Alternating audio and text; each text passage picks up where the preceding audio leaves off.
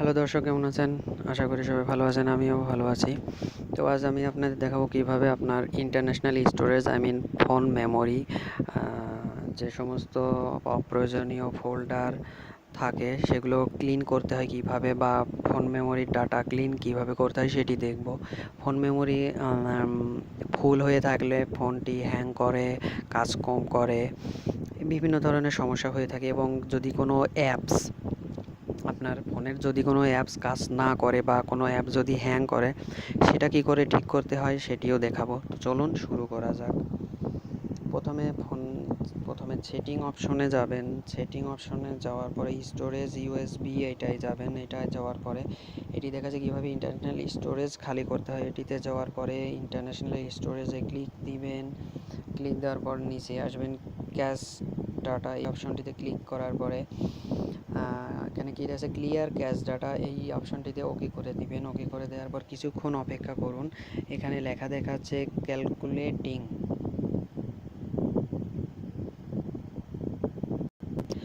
তো দেখুন এখানে ক্যাশ ডাটা অপশনে ওকে করার পরে 120 এমবি ছিল, এখানে 1.50 এমবি হয়েছে। তো এখান থেকে ব্যাকে চলে আসবেন। এবার দেখাবো কী করে আপনার অ্যাপসটি হ্যাং করলে, অ্যাপসটি কাজ না করলে সেটা কীভাবে সমাধান করতে হয়। অ্যাপস অপশনে যাবেন। আপনার ফোনের সেটিংয়ে এরকম লেখা থাকতে পারে অ্যাপস ম্যানেজার, অ্যাপ্লিকেশন ম্যানেজার বা অ্যাপস, এরকম যেটাই থাকুক, বা অ্যাপস ম্যানেজমেন্ট, সেটাতেই চলে যাবেন। একটুখানি অপেক্ষা করুন, লোডিং নিচ্ছে। আচ্ছা, যে অ্যাপসটি কাজ করতেছে না সেই অ্যাপসের ভিতরে আপনি ঢুকে যাবেন।